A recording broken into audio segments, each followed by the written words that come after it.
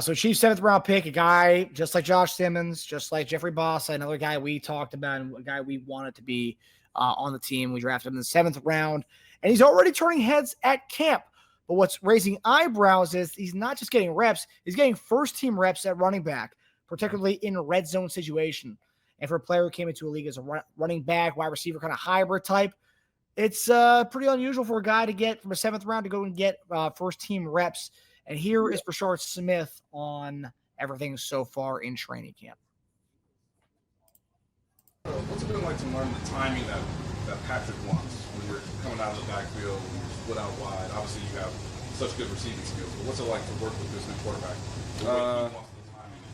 quarterback? He's the best quarterback in the league, so it's just timing. I would say just being quicker, that one step quicker, just having my eyes back, just being there for him and being someone there for him. So yes, sir. First time today, where do you feel like you're at in that regard? I think I'm doing better for sure as far as making contact and running up and giving like a thud. So I feel like I'm doing better and better, and I feel like I'll be good at it.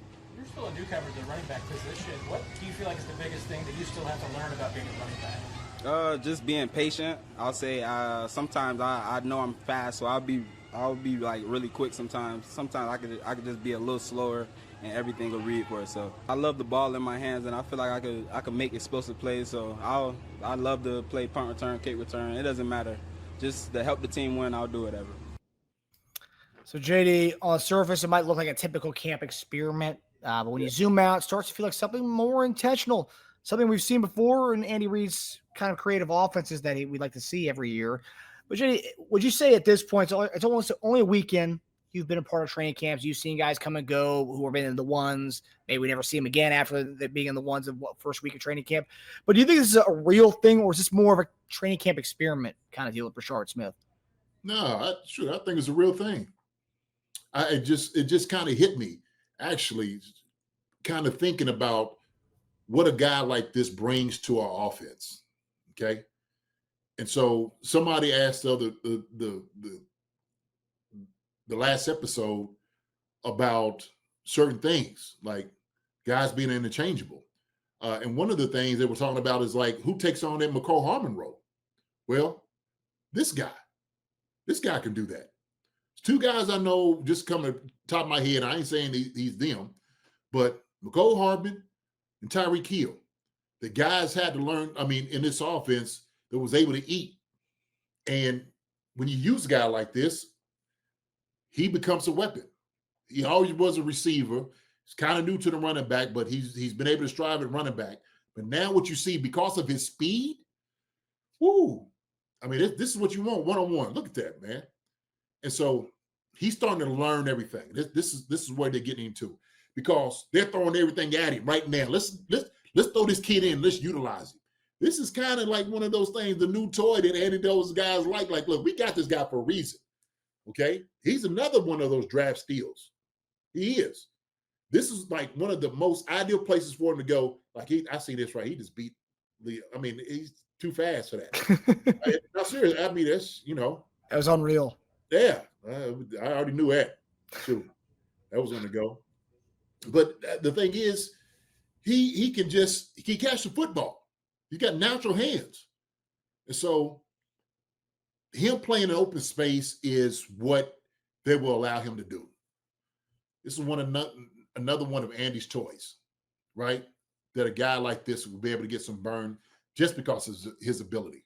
And he's dangerous. He's dangerous in open field. He's dangerous one-on-ones that you just seen against Leo Chanel.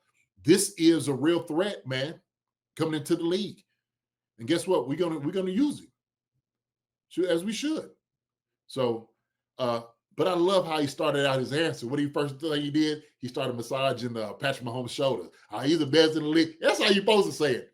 That's how you're supposed to say it. Like, yeah, he's the best in the league. It throws the greatest balls. He's the best ever. That's how you started out. So, but yeah, a guy like this, that he has no fear. It's the absence of fear.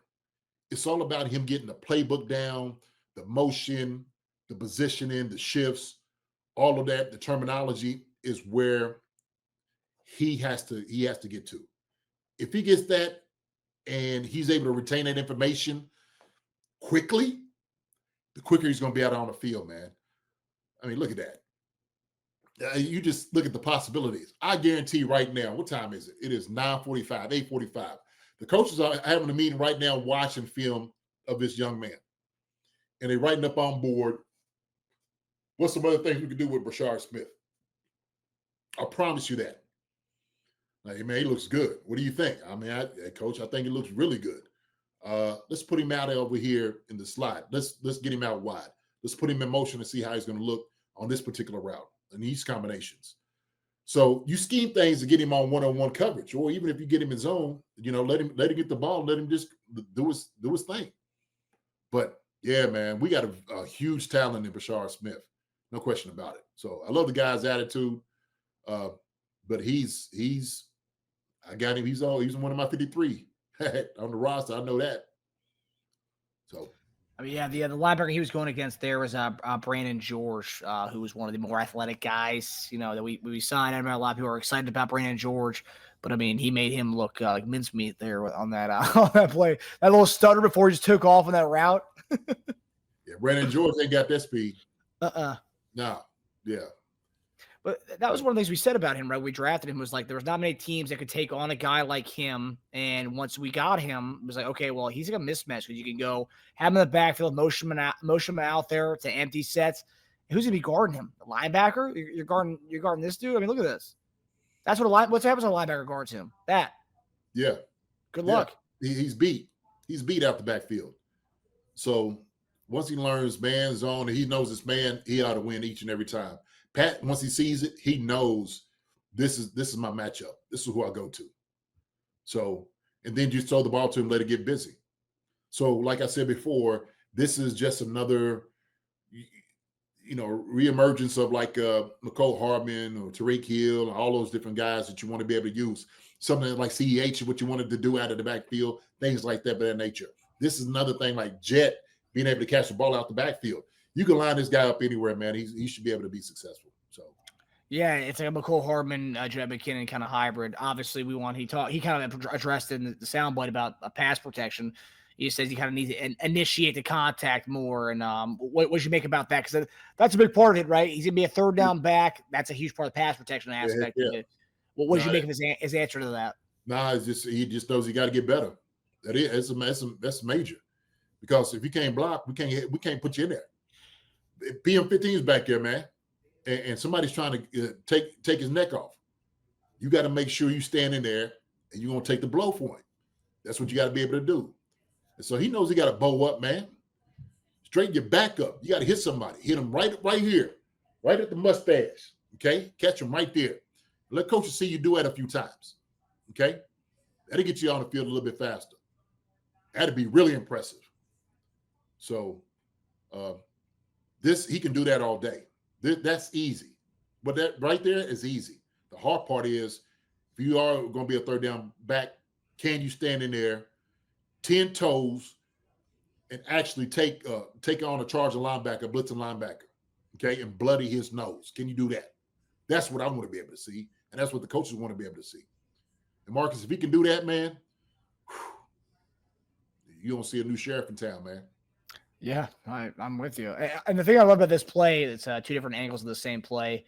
Look at him, like, you can see the receiver in him. I'm not saying that running backs can't do this, but look, as a play breaks down, I love that he, continues to scramble drill. He sees Mahomes kind of breaks out of his spot, and his route's obviously supposed to stop right there, and then he just comes right back in as he sees Mahomes kind of go up the field. Yeah, that's what I was kind of looking at. I was trying to read what they were doing defensively to see, maybe this is something that he's coming out of, is kind of unsure, you know what I'm saying? But he's still kind of, they tell you like kind of move. So you got to be more pronounced on these things. But yeah, that's good for him just to like, hey, and I'm sure they told him like, man, just get open. At a certain point, and they have obviously rules to the scramble drill. So once he gets to that point where he's not really thinking about it, it's just second nature. That's where he's going to really be dangerous. Yep. Yeah, Yuck Food Tube 2.0. Now I want to go watch Brian Westbrook films. Smith feels like a Westbrook McKinnon hybrid. If he's Brian Westbrook, man. Man, I don't know. It's true. Westbrook was a bad boy, man. Hey, go watch it. Hey, go watch his video. Go watch it anyway. You're gonna be pleased with Westbrook for sure. He can do it all. But I like that. I like he's like Westbrook McKinnon hybrid. You could say that for sure. I think both of them are a little bit bigger and stronger than him. So that's the only thing about it. So yeah, Westbrook was stout. Yeah, heck yeah. Shoot. Yeah, low center of gravity. I mean, in Westbrook, again, these are guys, McKinnon, obviously we know about McKinnon, but Westbrook, both those dudes were guys you could leave in there all 3 downs because they could pass block. I mean, they could do it. They could literally do it all. So that's something that, he's a 7th round pick for a reason, right? He can flash. He's fast as heck, but there's elements of his game he needs to improve on. The pass protection is one of them, and obviously they know that, and he knows that as well, as if he wants to maintain that 3rd down back role. Mm-hmm. It was that lightning at the bottom. That's for sure. G Pick said that lightning at the bottom. Yes, sir. They hit one with this one. But yeah, man. Hey, look. My thing is, hey, bloody somebody's nose at practice. That's what you do. You want to get your name out there. You want to go out there and you want to make sure that you're on this 53-man roster.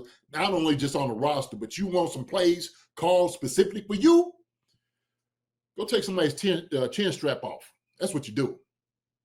Go in there and light somebody up. That's how you make your name. So look at that. I love Pat coming down and giving that right there. That's a boost of confidence right there, Marcus. Shoot. Man, that's like a glee. Like, oh my God, Pat came down there and he congratulated me.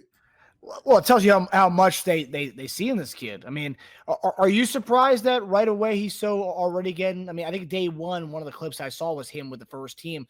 Are you surprised how early they're getting him involved with the first team? I mean, 7th round picks, usually they're with the 2nd or 3rd team. It's crazy how right away he's already like, and I know he's a Swiss Army knife. He can do a lot of things, but are you surprised? I mean, they said, let's try it. Why not? I mean, you see him up in OTAs, and if he look good in OTAs, throw him in there, see what he's learned, see what he's retained. Hey, what do you think about this, Brashard? What are you going to do on this? And if he's coming with all the answers, hey, coach, hey, he's ready. Put him in there. Let's see what he can do. And that's how it goes. Andy be like, yo, put him in there. Let's see what he can do. Brashard, get in. He's like, oh, he's trying to find his helmet to get in. First team, and now you perform? Nah, I'm not surprised at all. All it counts is, man, if the guy can do it, that's all you need to see. This ain't college. This ain't high school. This ain't about seniority. This is about productivity and talent. This is what this is about. It's about what a guy can do, what he can bring to the team to make it a championship team. So if a guy comes in, we seen Trey Smith, 6th round pick, come do what he was able to do. We had undrafted free agents come in and play to do whatever they be able to do. A guy like this will play, and he will play in this offense. He picks everything up, has all the terminology, everything, shifts, motions, knows the technique, and he knows how to block and get in. He'll play. He'll play.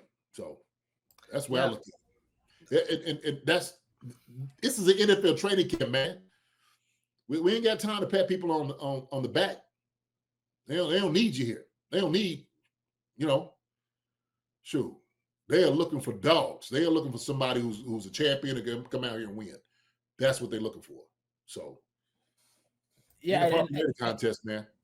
100%. And another guy who you mentioned him earlier, Tyreek Hill was a guy, 5th round pick, 2016. He flashed during training camp, and he had a pivotal role in that offense. I think he had the numbers here, 2016, 6 receiving touchdowns, 3 rushing touchdowns, 3 return touchdowns. So he was, as a 5th round guy, came out of nowhere, and all of a sudden he flashed, and they utilized him a lot in that season. I mean, that this could very well happen with Brashard Smith. Hey, man, look, if you're a talented guy, they will find you, and they will play you. Period, point blank. That's all it is. And I heard this from my brother himself, Will Shields, said it the best. Jason, every single day they're trying to replace you. And these guys are serious about replacing guys. They love guys. They do. They love the whole running back room and stuff like that. The guys can get replaced. or they'll split time with one guy. They will, and we see this. This could happen in Kansas City. We can see that Pacheco, Hunt, Brashard Smith. Elijah. What's going to be? So, it's camp stories, brother. Do you think are you hinting at potential surprise cut from the running back room? Are you hinting at that or no? I ain't hitting at anything. I don't know. I'm just saying is, I'll say this. I do believe we're going to carry 4 running backs. I think we're going to carry 4 RBs. I will say I've seen Brian Hwang here say Elijah Mitchell not making the cut. I haven't heard much on Elijah Mitchell. I haven't really seen a lot about him, and I don't know if it's just he's not a sexy name, but I haven't really seen a lot. I'm curious when you go to training camp what you see from Elijah Mitchell because I just haven't seen a lot or heard a lot. Man, he's trying to pick everything up. He's just getting here like everybody else, man. So, all that could turn. All it takes is for guys to start dropping balls and become unreliable. For the coach is like, oh, wait, man, hold on. Maybe we gave him a little bit too much too early. So, yeah, I ain't counting anybody out right now. Too early for all that. Seriously. Hi, everybody. Thanks for watching. Subscribe here to get the latest from the show. Also, be sure to check out the best clips from Chief Concerns. And if you prefer to listen to the show, subscribe and follow us on Apple Podcasts, Spotify, and anywhere else you get your podcasts.